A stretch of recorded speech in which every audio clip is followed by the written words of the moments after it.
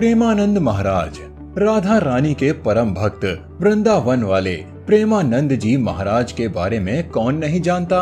वे भजन मार्ग के द्वारा एवं अपने प्रवचनों से मोक्ष की प्राप्ति का ज्ञान देते हैं। उनके अनुसार कलयुग में श्री हरि की भक्ति ही हमें तार कर सकती है और कोई दूसरा मार्ग या उपाय नहीं है। लेकिन क्या आप ये जानते हैं कि उनका असली नाम क्या है और वे संत कैसे बने? अगर नहीं तो ये वीडियो आखिरी तक जरूर देखिएगा।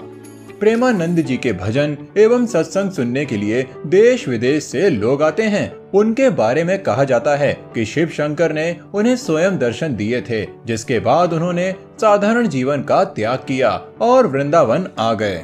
उत्तर प्रदेश के कानपुर में एक ब्राह्मण परिवार में जन्मे अनिरुद्ध कुमार पांडे, जो बाद में प्रेमानंद जी कहलाए। उनके घर का माहौल शुरू से ही भक्तिमय था। उनके दादाजी भी सन्यासी थे एवं उनके पिता शंभू पांडे भगवान की भक्ति में लीन रहते थे एवं उनके भाई भी प्रतिदिन भगवान का पाठ किया करते थे। घर के माहौल का असर उन पर बहुत पड़ा। जब वे कक्षा 5 में थे तभी से उन्होंने गीता का पाठ करना शुरू कर दिया। इसी के साथ उनका मन आध्यात्मिक हो गया। उन्होंने स्वयं बताया, जब वे 11 वर्ष के थे तब उन्होंने ब्रह्मचारी बनने का निर्णय लिया और अपने साथ 4 चीजें लेकर घर का त्याग कर दिया और सन्यासी जीवन के प्रारंभ में उनका नाम आर्यन ब्रह्मचारी पड़ा। प्रेमानंद जी महाराज रात्रि के 3 बजे घर छोड़कर भागे थे और 15 किलोमीटर तक भागने के बाद उन्हें एक शिव मंदिर मिला और वे वहां रुक गए। उन्होंने जैसे तैसे करके उस मंदिर में रात गुजारी और अगले दिन दोपहर के 12 बज गए। तब तक उनकी भूख बहुत ज्यादा बढ़ चुकी थी। तब उनके मन में विचार आया कि घर में तो माता जी खिला दिया करती थीं, यहाँ कौन खिलाएगा। उनके मन में विचार आने लगा कि अब आगे क्या होगा और कैसे होगा। तभी वहाँ एक व्यक्ति आया और उनसे पूछा कि बच्चा, यहाँ एक सूरदास स्वामी आते थे, वो कहाँ हैं? प्रेमानंद जी ने उनकी बात का जवाब देते हुए कहा, हमें नहीं पता, हम तो अभी यहाँ आए हैं। इतने में वो व्यक्ति बोल पड़ा, हम स्वामी जी के लिए कमंडल में दही लाए थे, अभी वो नहीं है तो आप पी लो। उस समय प्रेमानंद जी के पास गीता कुशा का आसन, पीतल का एक लोटा और एक चादर थी। प्रेमानंद जी महाराज उस समय बहुत ज्यादा भूखे थे, इसीलिए उन्होंने जल्दी जल्दी लोटे में 3-4 लोटे दही पी लिया। भूख शांत हो जाने के बाद उन्हें इस बात का एहसास हो गया कि प्रभु ने उनके लिए इतना अच्छा किया है, अब उन्हें चिंता करने की जरूरत नहीं है, वे आगे भी उनका ख्याल रखेंगे। उस दिन वे शिव जी से लिपटकर खूब रोए। संन्यास ग्रहण करने के बाद प्रेमानंद जी महाराज दिन में 3 बार स्नान करते एवं बनारस के तुलसी घाट पर माता गंगा एवं शिव जी का पूजन एवं ध्यान किया करते। प्रेमानंद जी महाराज भोजन प्राप्त करने की इच्छा से भिक्षा मांगने के स्थान पर 10 से 15 मिनट बैठा करते थे।